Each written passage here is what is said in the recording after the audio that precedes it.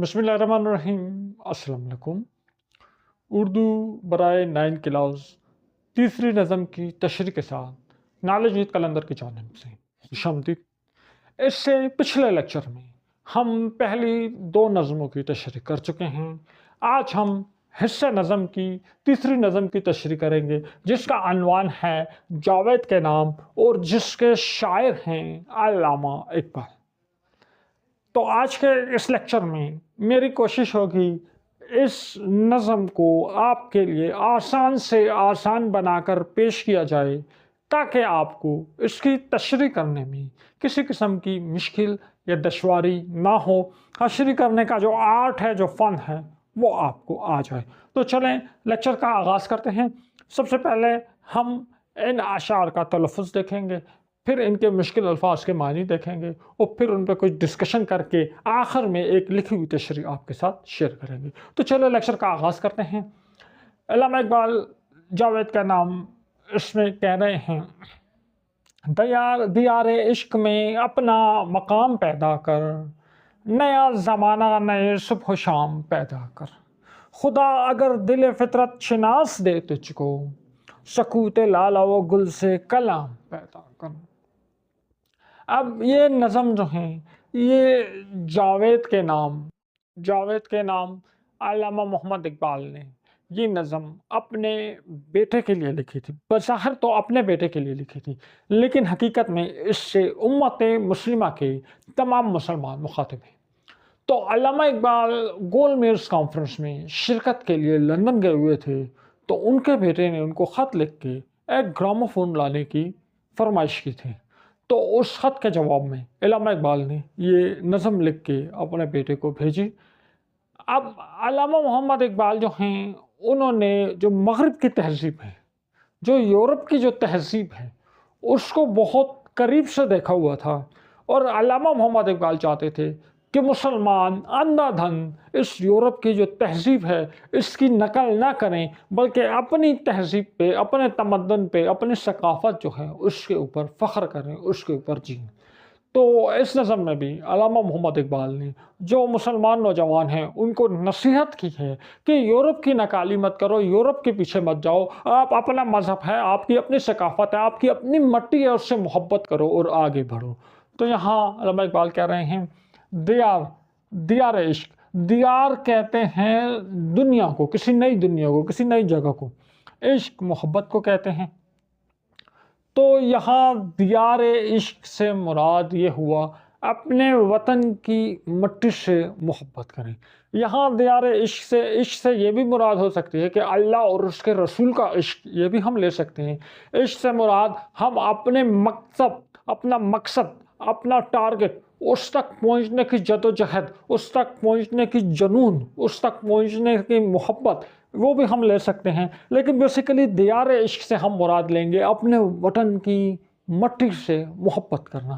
اپنا مقام کہتے ہیں کوئی لیول، کوئی اپنا کوئی پوزیشن آپ بنائیں، کوئی بلند پوزیشن بنائیں، کوئی اعلیٰ مقام بنائیں، کوئی عہدہ آپ جو ہے وہ حاصل کریں، ٹھیک ہے؟ تو دیار عشق میں اپنا مقام پیدا کر، ٹھیک ہے؟ مغرب کی نقل نہ کر، مغرب کی نقالی نہ کر، عشق کے دیار میں، عشق کی دنیا میں اپنا ایک لیول بنا، اپنی ایک پہچان بنا۔ نیا زمانہ، نئے صبح و شام پیدا کر۔ نیا زمانہ اور صبح و شام پیدا کرنے کی بات کی جا رہی ہے۔ نیا زمانہ مطلب ایک نیا قانون بنایا جائے، ایک نیا سسٹم لانے کی بات کر رہے ہیں۔ نئے صبح و شام پیدا کر، ایک اپنی روٹین کو تبدیل کرنے کی نصیحت کر رہے ہیں۔ دیکھیں، میں صبح اسکول جاتا ہوں پڑھنے، شام کو میں ٹیوشن اکیڈمی جاتا ہوں پڑھنے کے لیے، تو یہ میرا صبح شام ہے۔ اب اگر میں اپنے صبح شام کو تبدیل کر دوں، صبح میں آفس جا رہا ہوں اور شام کو میں کسی کلب میں یا کسی اکیڈمی میں یا کسی محفل میں جا رہا ہوں، تو میرے صبح شام تبدیل ہو گئی۔ پہلے میں اسکول کالج جاتا تھا، اب میں آفس اور کسی اکیڈمی میں جاتا ہوں، تو میں نے اپنے صبح شام کو تبدیل کر دیا، نئے صبح شام پیدا کر دیا۔ تو علامہ اقبال مسلمانوں کو یہاں کہہ رہے ہیں کہ آپ اپنے وطن سے، اپنی تہذیب سے، اپنی ثقافت سے محبت کریں، اپنی مٹی سے محبت کریں اور اس محبت میں اپنا ایک مقام پیدا کریں، آگے بڑھیں، آگے ترقی کریں، ایک نیا سسٹم لائیں، مغرب کی نقل مت کریں۔ آپ نے وہ ایک مشہور کلپ دیکھا ہوگا، میم دیکھی ہوگی کہ ایک بندہ کچھ لکھ رہا ہوتا ہے اور اس کے ساتھ مسٹر بین بیٹھے ہوتے ہیں، مسٹر بین کا پیپر ہوتا ہے اور جو وہ لکھ رہا ہوتا ہے مسٹر بین بھی وہ لکھ رہے ہوتے ہیں۔ تو علامہ اقبال کہہ رہے ہیں کہ مغرب کی اس طرح سے نقل نہیں کرنی ہے، اپنی ایک پہچان بناؤ، اپنی تہذیب پہ فخر کرو، اندھا دھند مغرب کی نقالی جو ہے وہ مت کرو، کیونکہ علامہ اقبال نے مغرب کی تہذیب کو قریب سے دیکھا ہوا تھا۔ خدا اگر دل مطلب ہارٹ، فطرت مطلب نیچر، فطرت شناس، نیچر کو، قدرت کو پہچاننے والا دے تجھ کو۔ اللہ اگر آپ کو ایک ایسا دل دے جو اس نیچر کو، اس قدرت کو پہچان سکتا ہے۔ سکوت مطلب خاموشی، لالا و گل، لالا ریڈ کلر کے پھول کو کہتے ہیں اور گل جو ہے گلاب کے پھول کو کامنلی طور پر کہا جاتا ہے، گل جو ہے وہ بھی پھول کو کہتے ہیں، ٹھیک ہے۔ تو لالا و گل یعنی ریڈ کلر کا پھول۔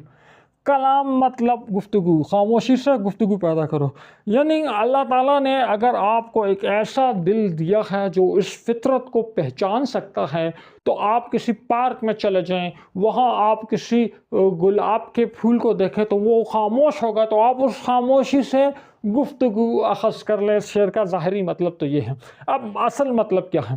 دل فطرت شناس، یعنی کہہ رہے ہیں اللہ تعالیٰ نے آپ کو ایک ایسا دل دیا ہوا ہے، ایسی سوچ دی ہوئی ہے کہ آپ اس کائنات کو سمجھ سکتے ہیں، اس فطرت کو، اس نیچر کے قوانین کو آپ سمجھ سکتے ہیں، تو آپ پر لازم ہے۔ یہاں لالا و سکوت، لالا و گل، لالا و گل سے مراد صرف پھول نہیں، اس کائنات کے تمام مناظر ہیں، اس کائنات کے تمام نظارے ہیں۔ تو علامہ اقبال مسلمان نوجوانوں کو کائنات پہ غور و فکر کرنے کی دعوت دے رہے ہیں اور ان سے کلام پیدا کر، یعنی کائنات پہ غور و فکر کر کے نتیجہ حاصل کر۔ جب آپ ایک پھول کو غور سے دیکھیں گے، پھول کے کھلنے کو، پھول کے بند ہونے کو آپ غور سے دیکھیں گے، تو اس کے پیچھے جو سسٹم چل رہا ہے آپ اس سسٹم کو پہچانیں گے، اس کو بنانے والا کون ہے آپ اس بنانے والے کو پہچانیں گے۔ تو علامہ اقبال یہی کہہ رہے ہیں کہ اللہ نے آپ کو ایک ایسا دل دیا ہوا ہے جو اس فطرت کو، ایک ایسی سوچ دی ہوئی ہے جو اس فطرت کو سمجھ سکتی ہے،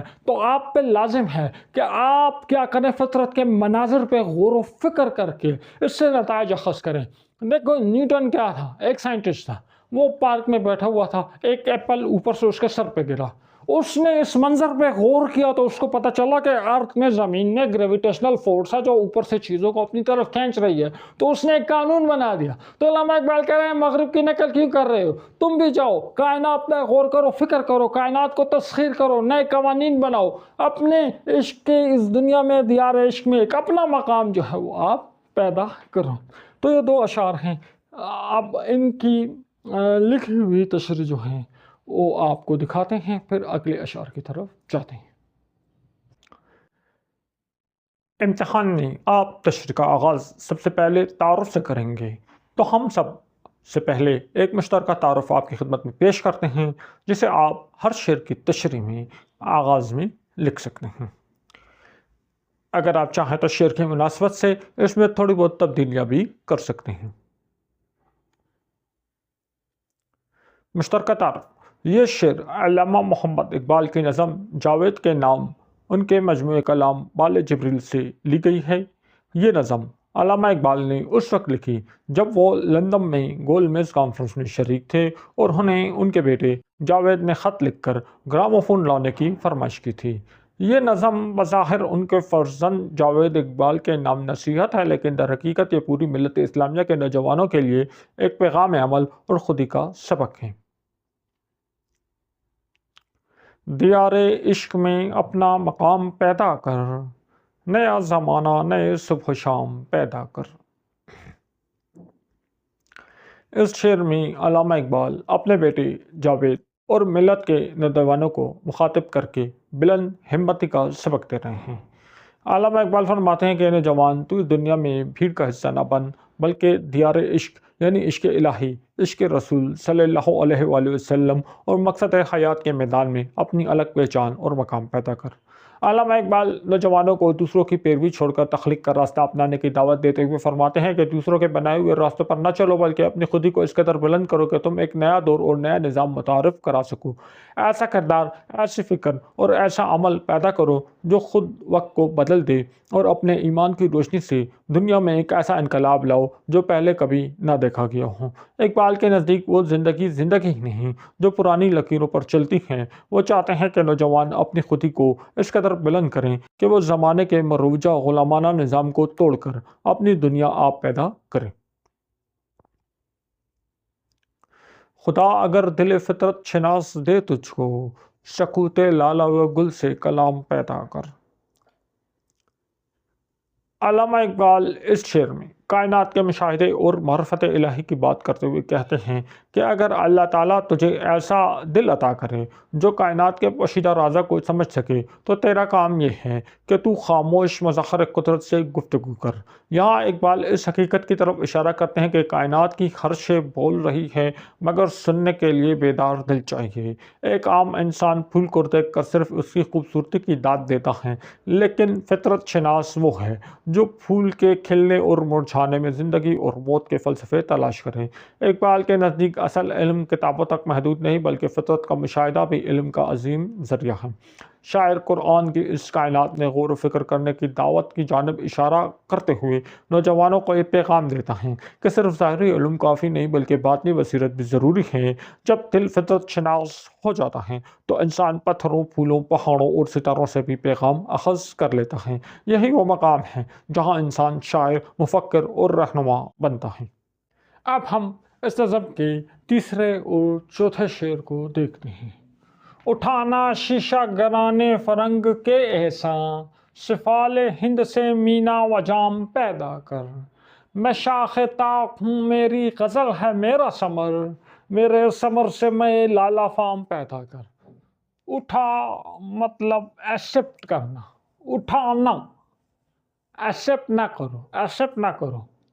شیشہ مطلب گلاس، شیشہ گران، شیشہ گران گلاس سے مختلف چیزیں بنانے والا، گلاس سے برتن بنانے والا۔ آپ یوں سمجھ لو شیشہ گران گلاس سے، شیشے سے اس کے جگ کا اور گلاس وغیرہ جو بنانے والا۔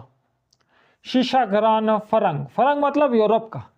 تو آپ ایکسپٹ نہ کرو یورپ کے جو شیشے کے برتن بنانے والے ہیں اس کے احسان، ٹھیک ہے، اس کے احسان آپ ایکسپٹ نہ کرو۔ سفال مٹی کو کہتے ہیں، سفال ہند مطلب ہندوستان کی مٹی سے، مینا و جام، مینا سراہی کو کہتے ہیں، جام اس پیالے کو کہتے ہیں، پیدا کر تیار کرو۔ اچھا دیکھو، اس شعر کو سمجھنے سے پہلے ایک بات سمجھو کہ جو شراب جو پی جاتی تھی پہلے، تو یہاں علامہ اقبال شراب پینے کی بات نہیں کر رہے ہیں، یہاں مثال دے رہے ہیں، اس چیز کو بطور سارا استعمال کر رہے ہیں۔ تو شراب جب پی جاتی تھی تو ایک سراہی ہوتی تھی، آپ سراہی تو نہیں سمجھتے، آپ سمجھ لو ایک جگ ہوتا تھا، اس میں چینک ہوتی تھی، اس میں شراب ہوتی تھی، اور ایک پیالہ ہوتا تھا، اس کو جام کہتے تھے۔ تو سراہی سے شراب جام میں ڈالی جاتی تھی اور اس سے پی جاتی تھی۔ وہ سراہی اور وہ جام جو ہیں وہ شیشے کے بنے ہوتے تھے، اور وہ شیشے کے جو جام ہیں وہ یورپ سے بن کے آئے ہوتے تھے۔ تو علامہ اقبال کہہ رہے ہیں یورپ والوں کا احسان کیوں اٹھا رہے ہو؟ آپ ہندوستان کی مٹی سے جگ بنا لو، ہندوستان کی مٹی سے گلاس بنا لو، اور اس سے جو ہے آپ کیا کرو، اس سے آپ جو ہے فائدہ اٹھاؤ۔ اب یہاں اس کا مطلب یہ نہیں ہے۔ شیشہ گران فرنگ سے علامہ اقبال کی مراد ہے کہ یورپ کی تہذیب، مغرب کی جو تہذیب ہے، جو یورپ کی تہذیب ہے، جو یورپی مفکرین ہیں، ان کے احسان نہ اٹھاؤ۔ یورپ کی جو تہذیب ہے اس کی نقالی مت کرو۔ سفال ہند، اپنے وطن کی تہذیب کو دیکھو، اپنے وطن کی مٹی سے محبت کرو، اپنی تہذیب کو، اپنی روایات کو، اپنے خاندانی نظام کو دیکھو، اور اس سے مینا و جام پیدا کرو، اور اس چیزوں کو اپنے سامنے رکھ کے آپ آگے بڑھو، ترقی کے نئے مواقع پیدا کرو، اور آگے اپنے لیے ترقی کی نئی راہیں کھولو۔ اچھا دوسرے شعر میں کہہ رہے ہیں میں شاخ، شاخ کہتے ہیں درخت کی برانچ کو، شاخ طاق، طاق، شاخ طاق انگور کی جو بیل ہوتی ہے، درخت تو نہیں ہوتا، بیل ہوتا ہے، انگور کی بیل کی ایک شاخ ہو، اس کو شاخ طاق کہتے ہیں۔ میری غزل، غزل مطلب میری پوٹری ہے، میرا ثمر، ثمر فروٹ کو کہتے ہیں، میرے ثمر سے، میرے جو انگور جو وہ پھل جو نکل رہا ہے اس میرے اس فروٹ سے، میں کہتے ہیں شراب کو۔ لالا میں نے ابھی تھوڑی دیر پہلے کہا تھا ریڈ کلر کا فلاور ہوتا ہے، لالا فام یعنی ریڈ کلر کی، لالا فام ریڈ کلر کی جو شراب ہے پیدا کرو، وہ آپ پریپیئر کرو، جو بہترین شراب ہوتی ہے۔ اس شعر کو سمجھنے سے پہلے سمجھو کہ ایک ہمارے پاس ہوتی ہے شاخ، انگور کی شاخ ہوتی ہے، اس کے اوپر ہوتا ہے پھل جس کو ثمر کہتے ہیں، اور اس پھل سے ہمارے پاس شراب، بہترین شراب تیار ہوتی ہے۔ تو علامہ اقبال کہہ رہے ہیں کہ شاخ جو ہے میں شاخ طاق ہوں، یہ میں خود ہوں، یہ علامہ اقبال ہے، اور میری جو پھل، شاخ میں پھل ہوتا ہے تو میں جو ہوں، میرا جو کلام ہے یہ میرا پھل ہے۔ شاخ سے فائدہ اٹھانے کے لیے اس سے پھل لے کے شاخ سے فائدہ اٹھایا جاتا ہے۔ تو علامہ اقبال کہہ رہا ہے کہ میرے افکار سے، میری فکر سے، میری سوچ سے آپ نے فائدہ اٹھانا ہے تو آپ میرے کلام کو دیکھو، اور جس طرح پھل لیا جاتا ہے اس سے بہترین شراب جو ہے تیار کی جاتی ہے، تو آپ میرے کلام کو پڑھو، اور میرے کلام کو پڑھنے کے بعد آپ اس دنیا میں انقلاب لے آؤ، اپنی زندگی میں انقلاب لے آؤ، اپنی خودی کو، خودداری کو فروغ نہ کرو۔ جس طرح ایک انگور کی شاخ ہوتی ہے، اس پہ پھل لگا ہوتا ہے، اس پھل سے شراب بنتی ہے۔ علامہ اقبال کہہ رہا ہے میں ایک شاخ کی طرح، انگور کی شاخ کی طرح ہوں، اور میرا کلام ہے، یہ آپ پہ ڈیپینڈ کرتا ہے۔ آپ میرے کلام کو پڑھیں، میرے کلام کو پڑھنے کے بعد، میری شاعری کو پڑھنے کے بعد آپ اس پہ عمل کریں، میں جو خودداری کے درس دے رہا ہوں آپ اس پہ عمل کریں، اور آپ اپنی زندگی میں اور پوری دنیا میں جو ہے آپ انقلاب لیں۔ کیونکہ علامہ اقبال کی شاعری جو ہے وہ مسلمانوں کو بیدار کرنے کے لیے تھی۔ ان دو اشعار میں پوائنٹس آپ نے ذہن میں رکھنے ہیں کہ شیشہ گرانے فرنگ سے کیا مراد ہے۔ اس سے مراد مغربی مفکرین، بظاہر تو اس سے مراد شیشے کے برتن بنانے والے ہیں، لیکن اصل میں اس سے مراد مغربی مفکرین اور مغربی تہذیب ہے۔ سفال ہند سے کیا مراد ہے؟ سفال ہند کا مطلب تو ہندوستان کی مٹی ہے، لیکن اس سے مراد ہندوستان کی تہذیب، ہندوستان کا خاندانی نظام، ہندوستان کی روایتیں، ہندوستان کی ثقافت ہے۔ تیسری بات، شاخ طاق سے کیا مراد؟ شاخ طاق انگور کی ایک بیل کی ایک شاخ کو کہا جاتا ہے۔ تو علامہ اقبال نے خود کو شاخ طاق شاخ طاق کے لیے خود کو شاخ طاق کو اپنے لیے بطور استعارہ استعمال کیا ہے۔ میری غزل میرا ثمر سے کیا مراد ہے؟ تو میری غزل میرا ثمر سے مراد ہے کہ میری جو زندگی سے جتنا میرا ایکسپیرینس ہے، جتنا تجربہ ہے، میری سوچ اور میری فکر ہے، وہ سب میرے کلام کی صورت میں آپ کے سامنے جو ہے وہ موجود ہے۔ آپ اس کو پڑھ کے فائدہ اٹھائیں۔ میں لالا فام پیدا کرنے سے کیا مراد ہے؟ تو میں لالا فام پیدا کرنے سے مراد ہے اپنی زندگی میں اور اس سماج میں انقلاب لانا، نیا زمانہ پیدا کرنا، نئی صبح نئے شام جو ہے وہ پیدا کرنے ہیں۔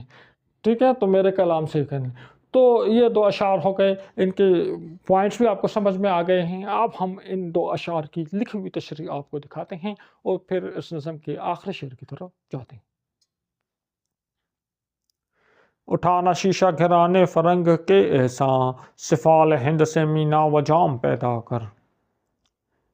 اس شعر میں علامہ اقبال نوجوانوں کو خودی اور خودداری کا سبق دیتے ہوئے ذہنی غلامی، فکری مرعوبیت اور مغرب کی اندھی تقلید سے سختی سے منع کر رہے ہیں۔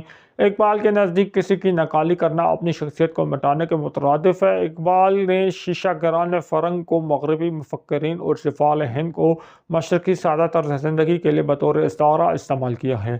شیشہ گران فرنگ سے مراد اہل مغرب اور ان کی چمک دمک والی تہذیب ہے۔ اقبال کہتے ہیں کہ اے برصغیر کے نوجوان، تو ان مغربی تہذیب کے دعوے داروں کا احسان مند نہ بن اور نہ ہی ان کی اندھی تقلید میں پہچان کھو۔